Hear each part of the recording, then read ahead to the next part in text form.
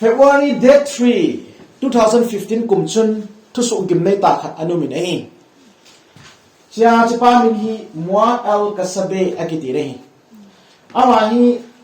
Royal Jordanian Air Force pilot in hi chipa hi lena ahin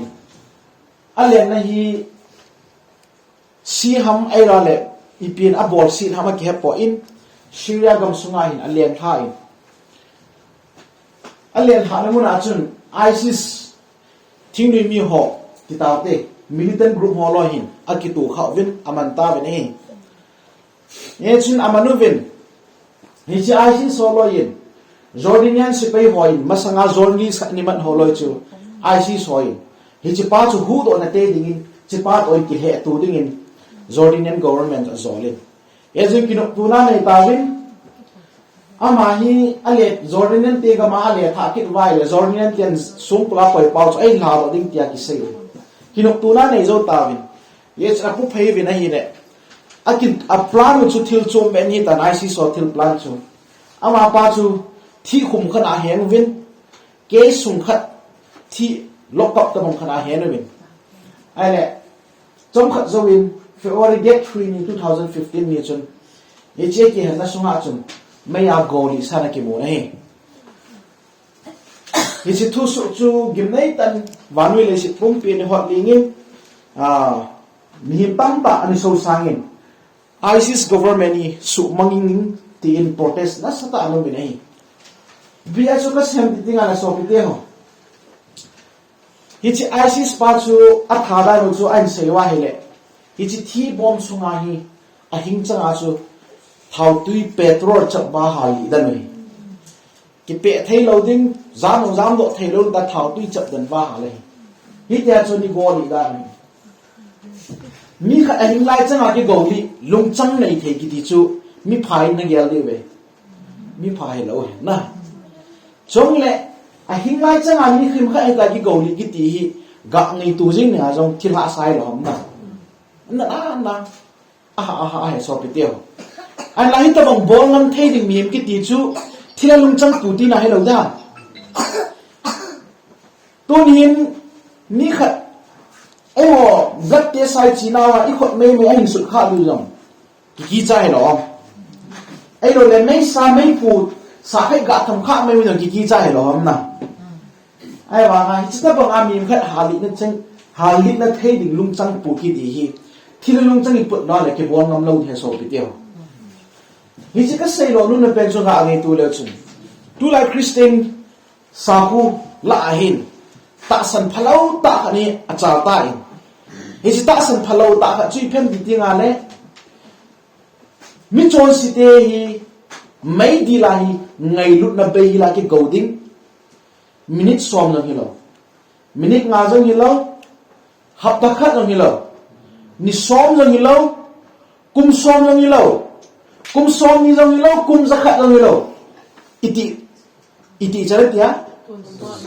tun so na hing changa me ya go re chu pathini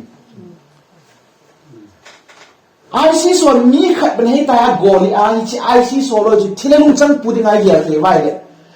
thi thei lo ni la pathini mi chon si te kum khu so na go ding si ta bang pathin te na ti ve ngai tu mong tong wo pastor khali ti na sei kha ve lo bu akom min lo bu akom na chun me ka ki oye ti cho ai le chi me ka ki oye na mu na chun men cha khanin zu cha kha heng ki chip nai ti cho heng ki chip nai zu cha za chom le a leng le se ing e ti ai le chi lai ta chun pi tam wang si om ta in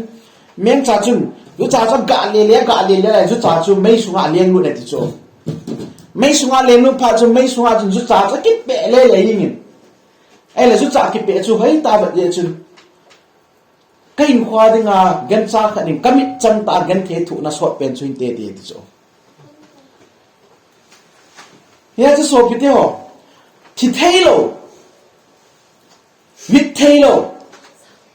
aton sona ton sona kum sang ka adin ngom le aki pan gu pan ng hinay lo ki chai thelo ding khana ni chinat pa sa ka thi thelo go ding pa lung chang chu hi ta bang lung chang chu ngai lut na pa thi ni pon tin thil lung chang pu pathin te ti mi tam ta gyal da nei trong le mu thei cho hi ta nei ya chu tu la pathin chu hi ta bang lung chang cha put ta ba ham pathin ni thil lung chang pu ngai lut na bai ni khutu na bai ni pathinam khutu na bai la tu so ra mi ki lo te thi thei lo la go sing ning pathinam tu la chu chung chang thu hi MEIDIL thu do la ki na hi lack of fire ni chung chang thu ni ki do he so bi tyo ya chu bana ko ni mai la ka ong khilan mi chol si te a go wam tai khupi lu ding wo loi chu khupi do ding ki go loi chu a go wam tai a ti chung chang thu hi tun la chom chai ni ba ti hi hi chi chu do na ka nei mo sa pen no men pathin nga simi te MEIDIL chu ipiding a go na hi dem na ipi mo ya pathin chi MEIDIL ni go na hi dem so pe tyo tu so na pathin a cha te MEIDIL a go na ding hi MEIDIL ki sim lo na si am ngay tu đi ngà lo mày và sao nó sớm lại công ra tu sim chu in vật điều in vật dấu tiếng tạo lệ tu thu độ nó đoan nó chơi in hết chính điều Genesis cũng son thum chang son là thum này tiếng ai đấy và thì này sớm mi te git lâu vào gì à chung ngà gọt na anh sa đinh thu anh say này và sao nó sớm mi te chu bi te cha khu git lâu gì ngay hi bất cái đó mà mẹ sẽ ta chọn gì ngay hi về à đi chu sớm lại công ra chọn sit này Sabten describe describe di dan ng umlaw a say sit di dan ng umlaw it's a niya to su si le minang bola hi ne but sanan aso sit now and give ne het na chun lo pakai ban til ni hi chu kopi kel ko nang lai ta chun lo to ki su tu in ai le khulzin mi holoi chu khusum mi on het pha bin hinkai do win nu mai bola ka bol du he tisna aso na kya khumi pi te mer sit dan le chon sit na chu lonin tizas sa be se phara chu kho poi in sun ka amal jin kha nong long chum bo hi win lang hi te sang chun ke man san nu ni zen ta kan in ama te ni do chun na pi wi ni ati hi chi te ni hu do na ding zo a chu a chan nu te ni chu ai lo zo ai ta chu lo ke hom phal dan chana hi chi ya chu pat lung thai be sia lo chu a ban za a kai do thwa a so bi te mi chon si ta ho jong chu a kai do thwa a jinu yong chu mi lo chal ta hi mai cham sim na lo mi hi jinu chu a kai pia a hu do ai ai wangin a ban si na pathina kai do ki sanin a hu do zo nu zo a jinu chu sadom a ngai te te chi song ki so lo nei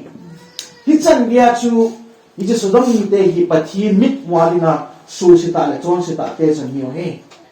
chila ta chan pathinin Genesis bung som ko chang som le ni da chi ti sa ye chu pi te lo cha po doi a chan nu te ni ji pa te ding te ni ko ma chun hung ki pa do lo jin lang na zinu le na chan nu te ki pui jin lang po do lo ju na chi ti lo le ku pi chon si na tu ma ni ki smong tha di tai a ya pa kai ban ki chun thu pi na nei ta dang loi win a ya a pa na hin ke lo thoi ele chang som na ko na sin ki ti ngai le betam na su pa ni na mit mun lung sit na ka changin chule kai ma hin ku ho hin na na ngin zong he pi na ni ta nei tai thing lang la ma wang he do zo ko ni man tha na chun ei la da na ka thi ba ya chu lo ni chat mo jing ka ei ta te si ma jing ei ta ba kai na nei ke do to nei hu do thoi zong le thing lang la na zam na ka ting phai cham lang zo awang nei solin ati so ele chu yong le atia bathinin lo chu aso lo ai chilam pa nga chu he kya chu sadam le goma da hadinga ai so lo lai ta sin pintam Genesis bung som le ko chang som ni le chu lo te na da ha zo a chu sadam sungai ti su kam ti le chu mi pi tia pa kai jin sadam le goma ku pi te ni chu ma chun wana pathin ko ma ko ni ka le nei ku guzu bangin azu ha sa jing ni man som ni le get na sadom le goma lam kai si chu aga le su pati me pi ti ta vetan kam nei ku pi chu mei hol ki lut bangin a khu ki tung zen run jing chu mu do tai a zinu a sei nai mei le ka kong seng chu ang zu ha chu mer si vale hi chu panga mi chon si te ki gona ding pen chu gim nei vale gim nei be se lo ang chun ve han lang a zinu chun ve han lang chi lo yan lang ile MEIDIL a gim nei ning nan pa hi a sei chi ji het lo dia chu a ji nu chi sung su loi ya chu lot chu na pum let loi mer siwa hu siwa ri ya chu a ji nu chu ni thi lo kha in pathi na hin khu anila mang khai ta ne to a det si ti tui thim na ku sodom le gomora hi chu phate ge cha phot chi ne aya chu chi humun le ta ni in anga ting vai le chinu ya hu ave ting vai le tu la surfer dio azo ka le me ka ti di na surfer hi som taun ta he chu ni ya ko me ya chu amai na sawalin amai na vai na to na pai na sawal be sen pathinin tu ya di ma hi le ni che tu di na pa chu a surfer ho chi alwal be se ing ya chu det si ku chi alwal be se a water density ku sawalin mi rum lu thei lo chỉ chú đét xiêm cái tì lo này, cho nên đét xiêm cái tì lo nó sẽ giống như sa số lắm cái apa na Jordan vẫn đúng lùng lụn này, Heropolis, tham chung là apa na Jordan vẫn đúng lùng á, chỉ Jordan vẫn đúng chú Galilee lùng lụn này, ai lại Galilee chú lek liền tại chỗ nào, tuy thì như chỗ miền kia vạn này chỗ Jerusalem à không, ai lại chỉ Jordan trong lùng lụn á Galilee ông chun anh ki la lu na gilli cho ama de ko kit lowa vadung tui chu hop zal kit na de sia ko lung lu chu de si wang chu ong lung lu dau si chu ama ding wa ko ya lung do na mo nei lo be na Christian gu to te ka thei chita hoi ta khani Christian khu hi give and take chu ta san na nang man na ki san se bo wa hi le na ta san na thi thei ta san na inei na pau le Christian hu nai chen na pau hop do thei ngai na i hop do lo ai e a thi dan jing thei ya chu Bible pi sia la sangin i pi ji ki pam zo ya pi do ki pam zo ati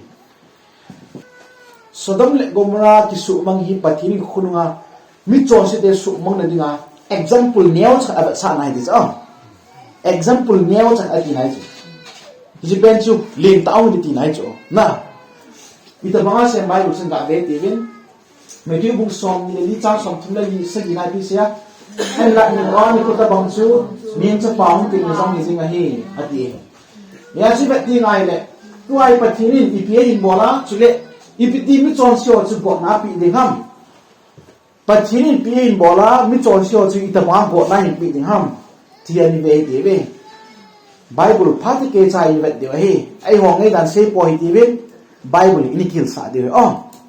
ye chun ngai dan i se le thil tam da ni ti kal the hi na no ngai dan ne in kin jong ngai dan ka nei ai la pathim le kha pu thing i ka wa palaya pan ting le thil zo si ki tu ding ai lhagao mang thai mi chon sio ti da te mi chon si te thi mi za hi tua hi MEIDIL ki go tam MEIDIL mi ki go te dem tu hin MEIDIL tu om te dem elo tu ai MEIDIL mi za ki go tam ti so ne dong le pathin thun pi siam ka be ti second Peter bu ni cha ko na ka smi ti ve ka kai chu pathin ngai sa ho chu na ko na hu do si a hen chon thalo ho thu pi ki ta ni ka sia dinga kalam sa ko ji a he zana price ho chu IPCI no hai kumlum ke ya ito agaw jalo ong na kumlum ke ito agaw ai pathini thutah ne ti achei na a thingzau si akimu chiting le bo to mana ki na ma thim ba hi chita ba nga chu tua hi koi ma cha hi MEIDIL mai nai po in ai la ito man chu ki san so ke thi ni ai pathinin thupi ta na nga ni ai koi su ke na lai tu ai chu pathin tun ki chi ta sei nya chu pathini nam abe ama ngai sao chu hu do si jong hen jong le thupi ki tan ni ka sia talan ma sa koi ji jong he di aba na zon bung so le ni chang som ni le ge chu ga ve ti ve wi ya koi jong le ai de lo wa athu zat lo chu athu tan kha aum nai ka ti sei chu chun ni nung ni le athu tan ne hi ti le thu ki tan bi tia thu ki tan nai lo mi go na chang thei de he a chu tua mi MEIDIL a lut dai mấy đi làm mi cái gầu tai cái gì hi so bị tiêu Pathen thu tận nó sẽ nào ai hoàn thui cái tận tai ở tí này ai là ít tí là chọn sửa cho tu ai mấy đi làm mai rồi ai là chọn sửa cho ít tí tiếng này mấy ai cái sập lụt điều ham không Pathen thu như vậy thì về mấy thứ bông sọp là thôm sang sọp đi ra ít xem không sang hen chân si chọn qua một vá mấy nhà bộ bằng ba chú và mấy lệ sĩ xây trong lễ chút đi này đi đi ông anh tí xây cái nào 41, 42 này tí xây á Niên sa phan aman kete sorintin le amon dam sunga konin isu mona chân si le akhang ti lo jouse simkhom tin thùng sunga asielu ni ko ma chun ale hedoh umpi ahi chang hen chân si ke hana ding mi chu iti ni ko het ya wanui le si sai ni ati toy le si ke chai ham le si na lai ham na lai ye achu chang hen chân si ke go ni chu le si ke chai ni ding so pe teo chang an nai lo a pon chang hen lo lai a ha ngi wanui le si dom chang lin nai lo a iti da na chang hen chân si e ho iti hal tu tu di ham na thi vi the lo e so pe teo ye achu le si ke chai ni ting le bo chang hen mo ke hal pan ni ngai in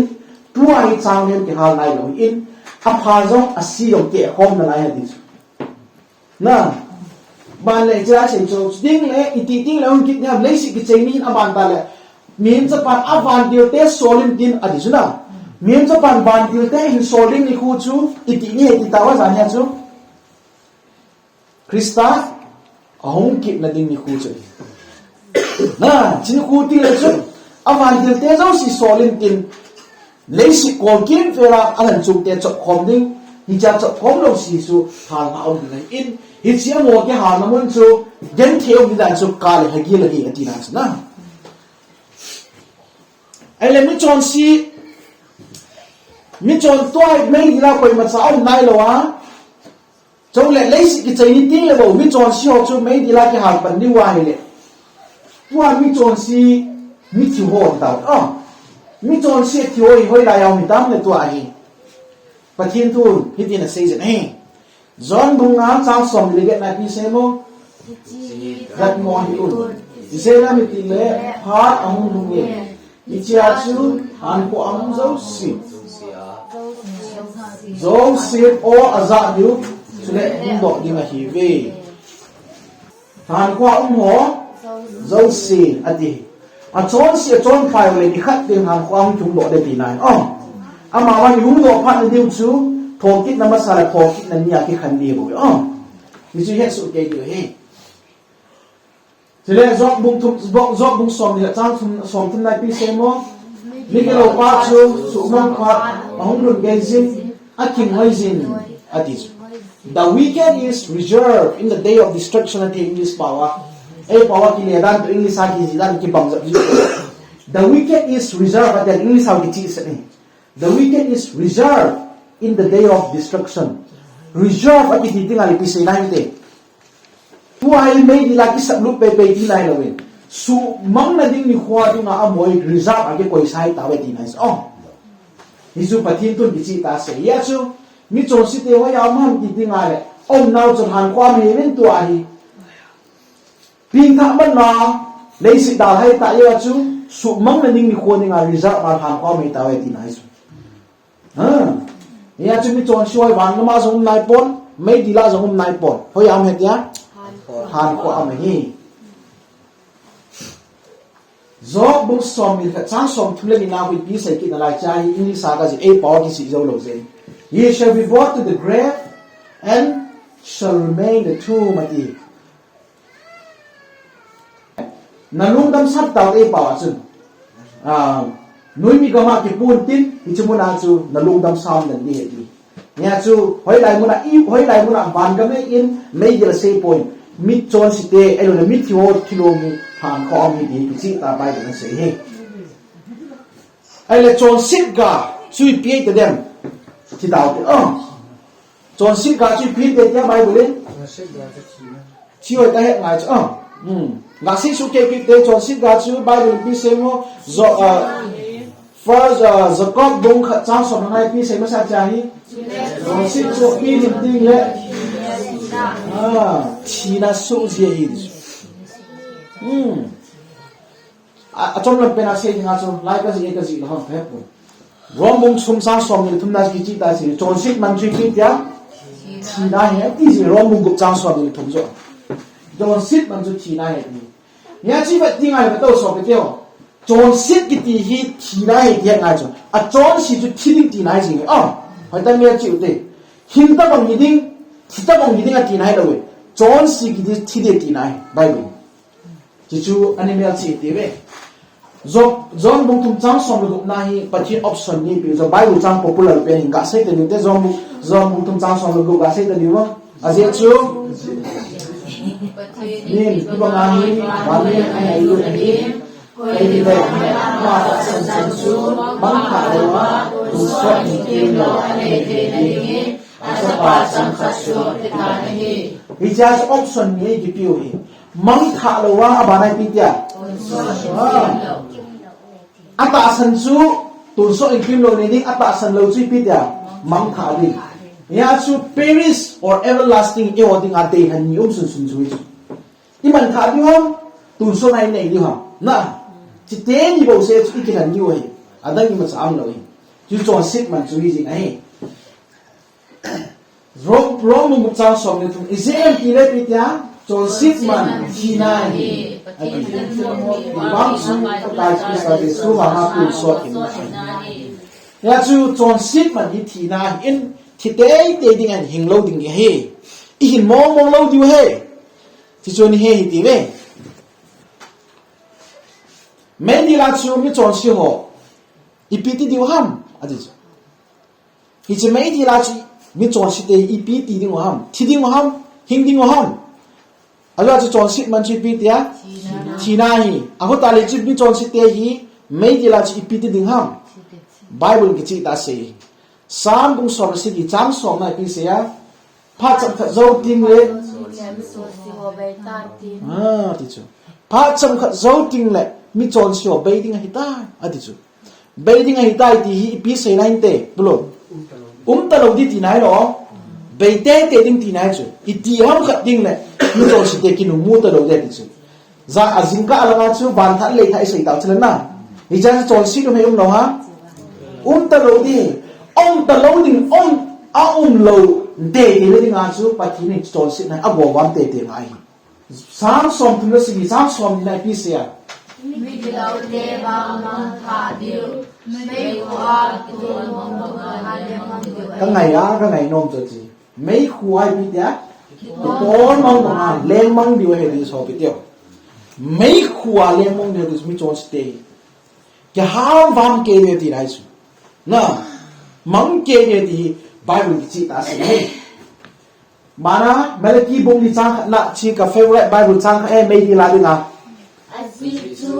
kan ni khu ang ni isiai ni ki sa zo si le til si bol zo si ti bal su le de a hi isi khu bung long yin ti ta bang ni ho ni mei banga ka bang yu a hi tin thane pen pakai sa se ze ti tin chu le ani khu ni apan sat na azung bul pi ge ya chu le aba ge ya zong a ken lo ti a hi chon si te pan sat na azung bul pi chu ko ya satan nahi satan ji long aka bang ni de bible amen ya chu to hi chai mi ki sa zo si ti lo si bo wa MEIDIL aka vam yu de so pe tio hi chu chon sit man thi na to ong ki to chan hi lo ham na ki thei lo wa I ka jing wa I pen jing wa akum ko kom ko mi chon si khat MEIDIL ding chu chon sit man thi na to chun ki to thei lo hi na ta san thei lo thil chu mai in bible hil da chi chu he nan he chin tho du he ni vet di oi malaki bung li chang thum na bible ni sei be na lai chule pi tia ni lo de chu na chat kha wa ei ma ka to ni khu chule abo sa wa na kem to tar zum nu ya lei vui bo ma ki zap du hi ti ka ne fe ba kai Tin thiên là siêu sa pu là say ya. Hey guys, le mata area pasal pan say ti boy na. Pat kai zin ati, pat kai zin say ti. Ya si bet tin là so video betul. Nek ni cái đầu tiên chú nó chút phào hoa thì chú dính cả cái sấy chứ nào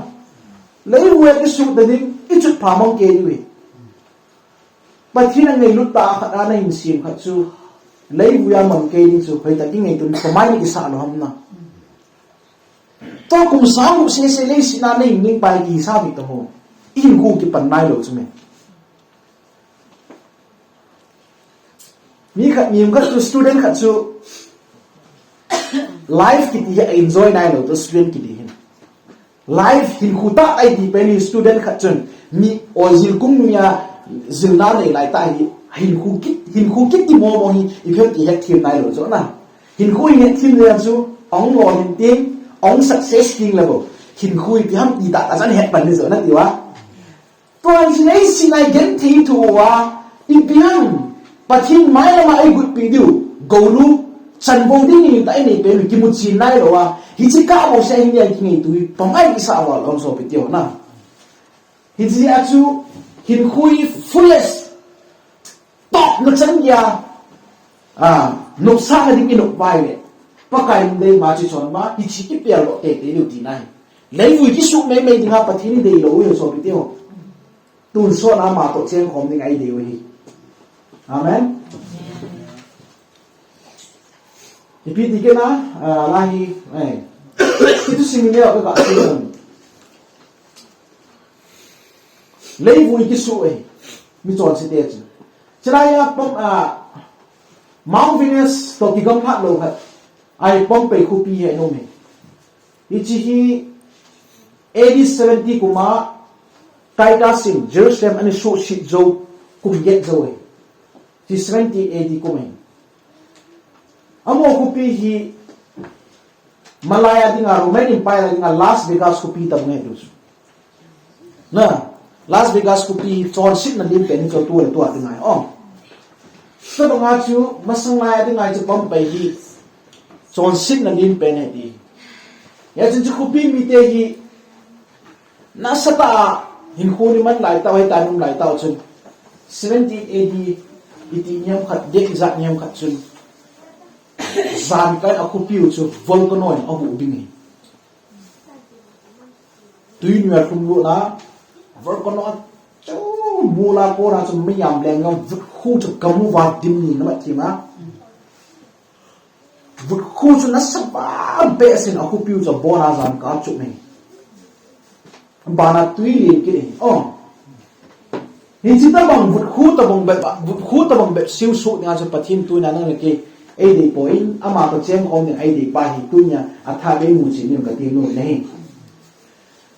revelation mun som ni chang ge na bible ki se mo ipi dia cha ko ahin ba mun me gi la looking mi cho sio to ita bang mo nge dia ahin sa san nei lo ho he ho tu khat ho zu pan ho doi choi ho milim ho Chuyện ní dòng hồ chút xỉ mấy đất cả ấy là nhung riêng mấy điều xuân chân mình đồ gì chân mình hiện về thì suy biết ya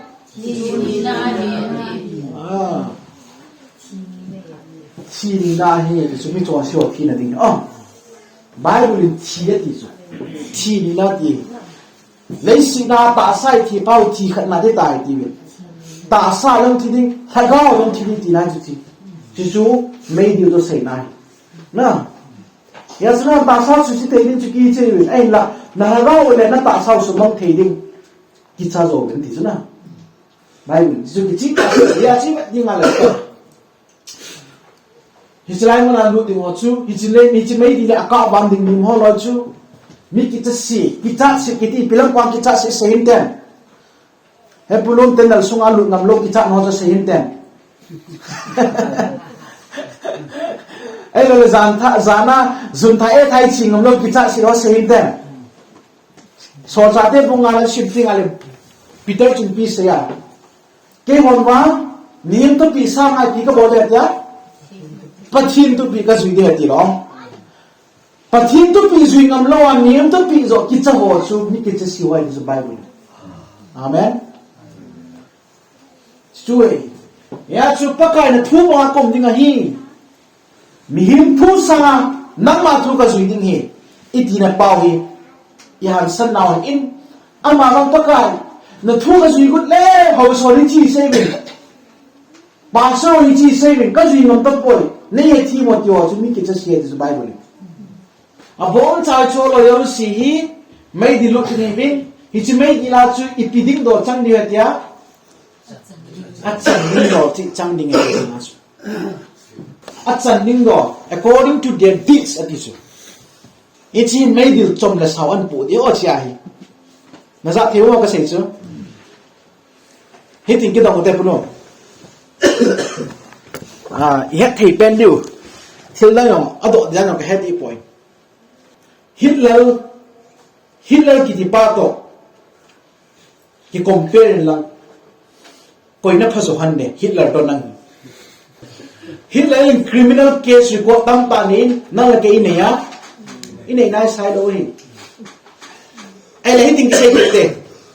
so cha pon to koi na phaso han ne ki compare ki ti dong ki ve ki ti do masanga penta masanga akin bolo sa chu puchon padin na panga chon phajula akin bolo hi tuni cha inwan ki bozo nai ko okay ele David to hong compare kit no David ki phajo ponte ai wa ka sei pi du ne nain khui ta ban ne man wang he pon yo le tu ten yan ni mit ma mu thini ta ko zapi mit mu thei dia nei kuman dan to zapi mit mu thei dia David in kuman dan ni ivet vai David sanga chon phangani yo he nalungu dong mo kalungu dong lai ka chu ilungu dong mai the na hinge Pathen to aki close ban Pathen to aki nei na pa wang David wang i pha lo diu he ai wang a chon phat na la ma sa chon phajo hi we aye chu criminal case record ane in bantale moral fail record ane he mai nama thim wa mi chawai ta mi chon si tai bo chu tu la in David hi khu mong le hoina thu se wila the lo diu chu me zong mi chawai ti diu na chi pa ji se poi bo la ki le de mi ti diu chu chin mi zi po la piana gam tin ki se iti isi na de isi talle diwe numa thiam wa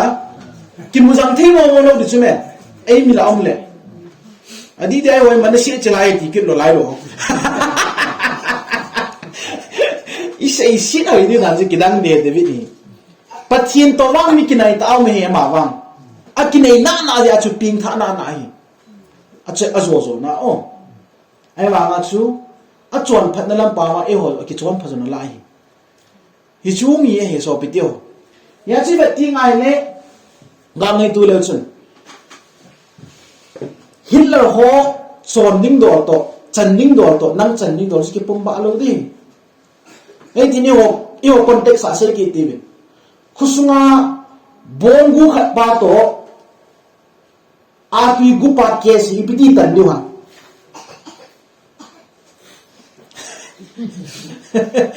hậu sẽ buôn hình tân nhỉ hậu sẽ phát đến tiêu tệ khusungan ni khat bong gu pa to ati gu pa a kesi piti tan niwa hậu sẽ kesi nung le ati gu pa cha kes nin ja pin bong gu pa cha kes sam ja no de mienin ban thili a kes su neu ji da su li ji ban het wale van Pathen so yo ta bang lum moding ni sa ham hinai sai lo di nama thim ba ya cho tang ei tu te MEIDIL hi mi yo sha phen changa an nuwa pa an ni le neo ta khat na pen chu chu ya chi khom dil dil di hi lo we Pathenin ito man nungi chi wa MEIDIL jong hi chon se te ko na pi di hi sun MEIDIL hi ichana shop ding ham ichana chong ding ham a condition en pu de ta chu koi wang ki har short pen de na tiwa azung bul pi pau Lucifer ki nei lo ba ki nei sa pau chu ama chu MEIDIL administrator to pi pen it mo pu na no kha pen ke pu di hisu Bible in Ezekiel ker cha ti pen chung mi di Old Testament langa thim pon thoidam ni khu ting le kel chani in ka ve ti chu kha chu pathin kel chain kha chu Ezekiel kel chai di ya chu thim pa chon sit na le Israel cha te khu pum pi chon sit le Ezekiel kel cha chu ma koi vin hi chi Ezekiel kel cha chu gammang la hong ki le ki lo de ha mong ta ve ti azon ke ting le satan chunga chon sit zo sing ma phai a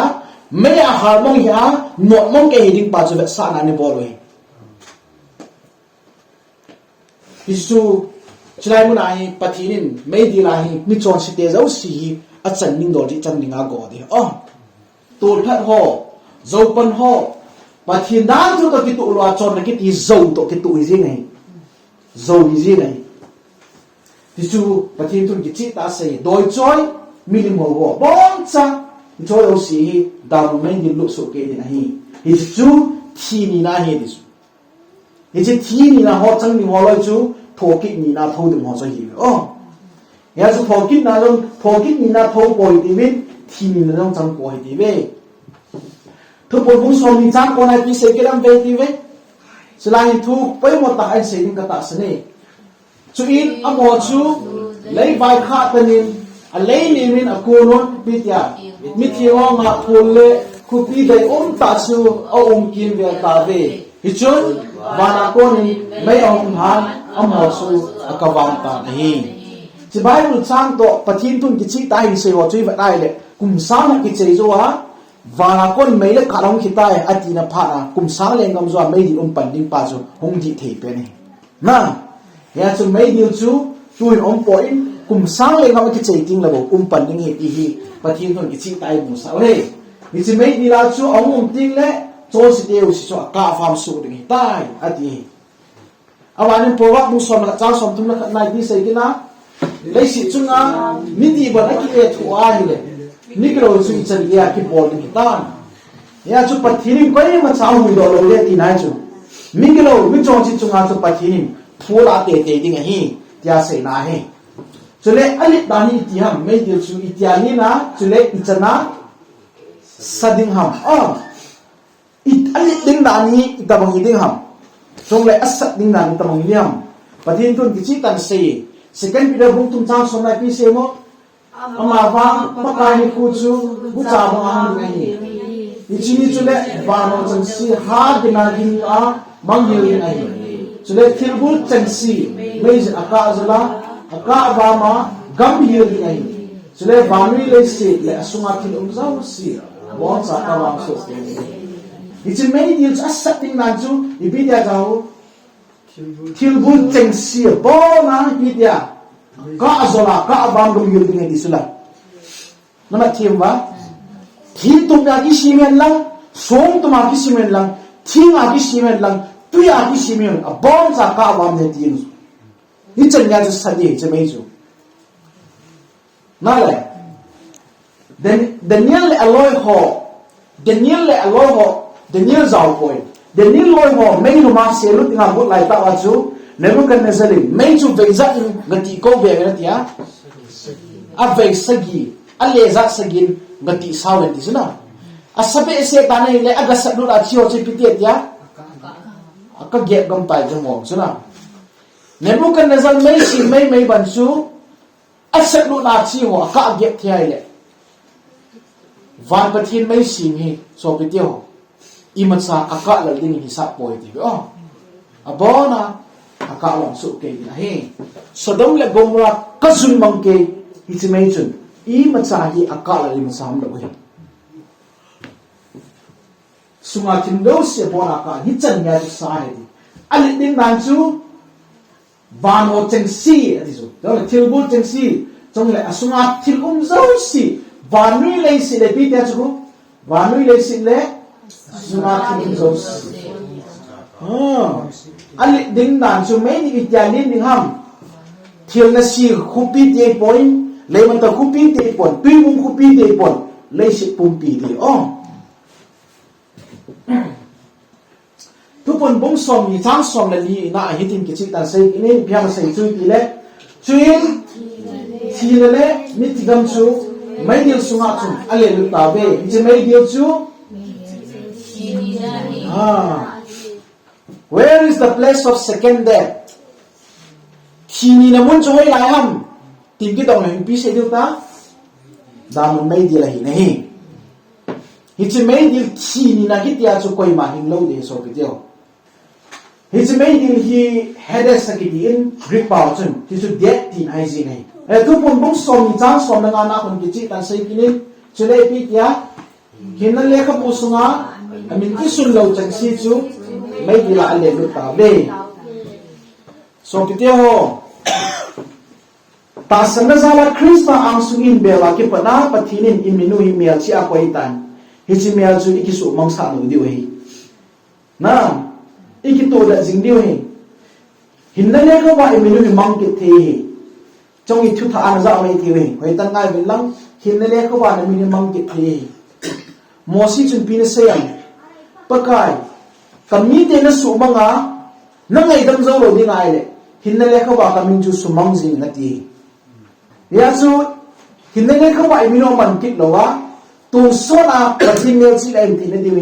ki sim phat jing ti we ya chu MEIDIL chung chang i sei now MEIDIL chu tuin ong pon chong le mi chon sio yong koi ma ki go nai pon chong le ong pat ning chu lei si ki chei nyam pat ning i ti win a khu ta le i chi MEIDIL ki go chu ti te te ning pat te go wa mi i ti win a khu te ai le Bible chang het ninga poi mo pha lo kha ong me Matthew bung som ni nga chang som ni le kha hi mi kha in sim mo Matthew bung som ni nga chang som ni le kha a hin everlasting fire di kha se yo ne i chi thil poi mo ta e everlasting fire to ko mo everlasting fire ati tun sot me ko ati i chi MEIDIL chu tun sot me ko ni nge he ti mi tam ta lum don na chu MEIDIL chu ki chei thei dinga a thil kha jo yong chu aka bang thei dinga hi le na ipiti Bible MEIDIL chu tun sot me ko ati te te kin ham na i mi tam ta do he ya chu Bible ai tun sot ki ti tung chang phu pa i ta ma ke mang ham ti he sa dir ga le ne versa na in zul bung si gi na chi ti ven hi chi tun sot i ta ma hil chi nam ani be ti ve Bible chang no mu wa ni sim go hi chi Sodom le Gomorrah lo chu azon than hui je la chon si ya chu ipi me ya ki go wa mi ve tia chei na chu tun sot me sa ki go wa me ti to le ki pa me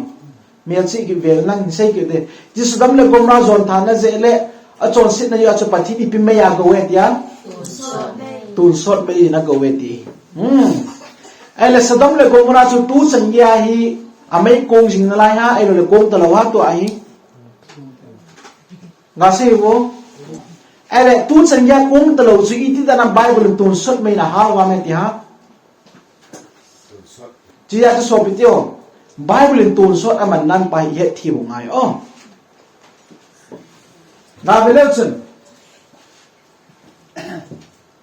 second Peter bung ni chang buk ne khat be hin sim kit bo Sodom le Gomorrah chu ipia dinga ki sim he tia Sodom le Gomorrah ki su mong na chu ipi vet san ni he tia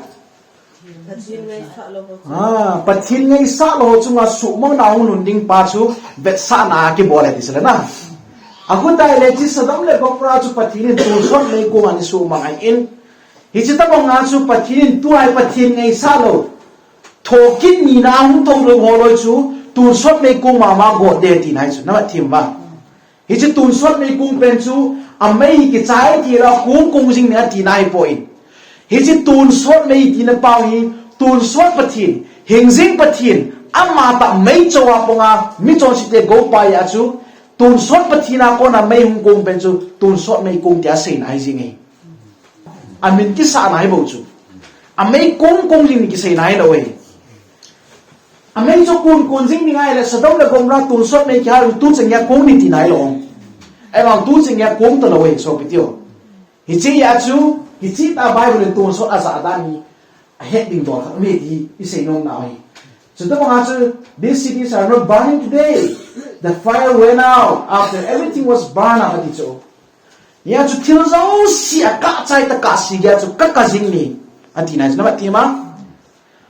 tu la ya mei ku mo hi ibia tun so mei ki thei lo ha tu la e wo mei ki ho hi ipija mit pe ha i chen je o zo na và sao này in lì ta cô ngăn lăng ipi ha rồi là tuy là chặt là dừng mít đi ta cho ai mà ngay mấy điều chúng ta bằng duy lâu đi số cô lại ta in water ai là tuy khu tên cần gặt chặt là dừng mấy điều chúng thì thấy lâu đi nó mất thiểm vào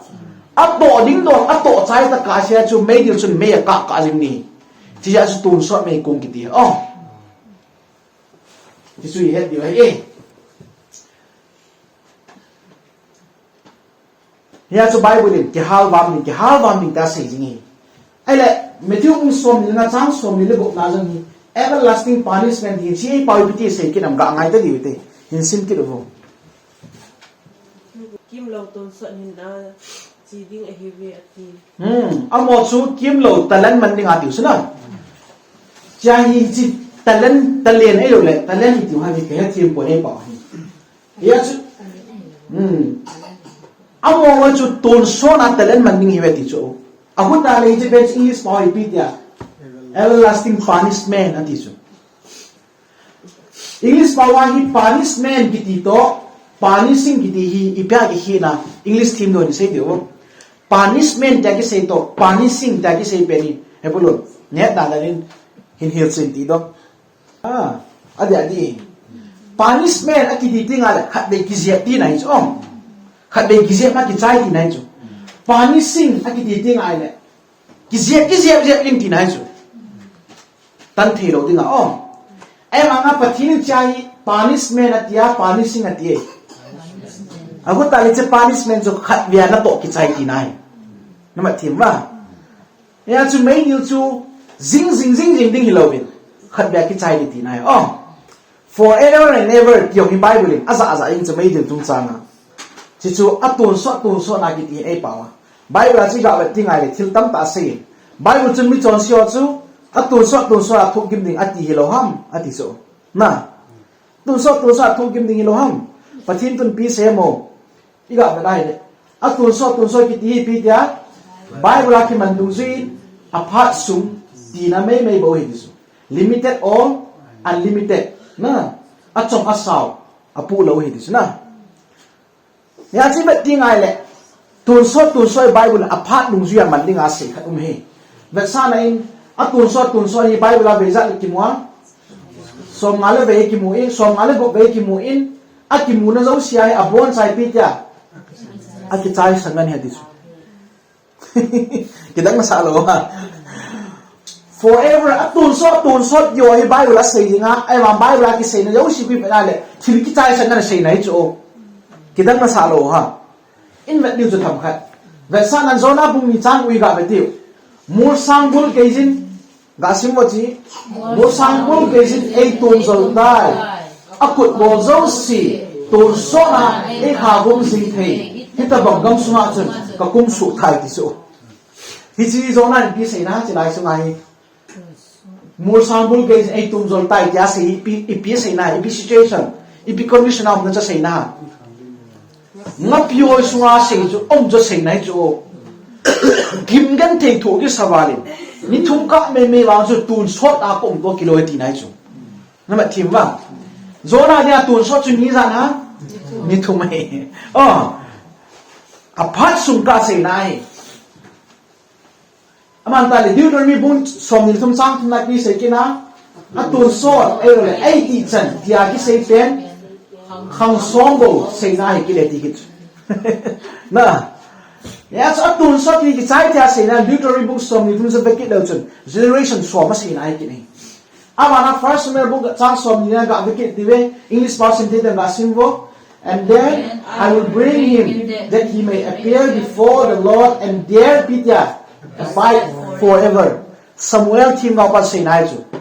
a chapan na chu hawin sunga eli thim pa nan gi bai lo anu cho chingin cho nào nên thì đủ cho anh này giống rồi chú elip isim phụ ba hình à bắc cái đinh akat đỏ tain hi cha cái phát chun Samuel chú atun số đi bắc cái hơn số chơi hình tai đi xem na ai le tu ni ya hi Samuel changing na layam thi to lo hi ji ai bang Bible chun forever ati chula ya chu forever ki ti hi ai in khu nei ka sung chun nga ni ga forever hi chu ki chi a sei na hi chu aban Exodus bung som ni guk chang buk nai ga me kit ni and his master shall bore his heir through it and old and he shall serve him forever malai Israel chates Israel tel a su ki kai ho chu a master pa de daute apu pawin abil vu pi jiwe ti chu abil na vu pi pa su na nga dinga atun so na su apang le tai ju Pathen thun ai le chi su ho lo chu tun so na hing jing ba mo amo dinga tun so chi chen sei na a hin khusum chen sei na hi chu Bible tun so man da ni ya chu i Pathen hi iti chen hing ni he ta Bible ai wa Pathen hi tun so na di hi chi tun so Pathen chun mi chon si te chu iti chen ge da su mong ni ham tun so a dinga su mong ni hi chu tun so a dinga min su mong ning mei pen chu mei khat zanga cho mei thei pon chun so Pathen chun a cho ngai hi chu tun so Pathen chun tun so na mei cho ting le chi tun so mei chun mi ho zo si chon si te chu tun so na su mong thei de bo ti nai a thanei da a na pam sei nai ki ne lang kha sei dinga Psalm 48 verse 14 now it is second. For this God is Peter, our God forever and ever. I Pathen chu tun so la Pathen hi ti ki ni. Ya chu chai ti nei lo, ki chai ti nei lo, a ki pat na azon ang lo Pathen hi. Ya chu Pathen tun so Pathen chun, hi chu tun so nei pong chu a si mai ati. Ya chu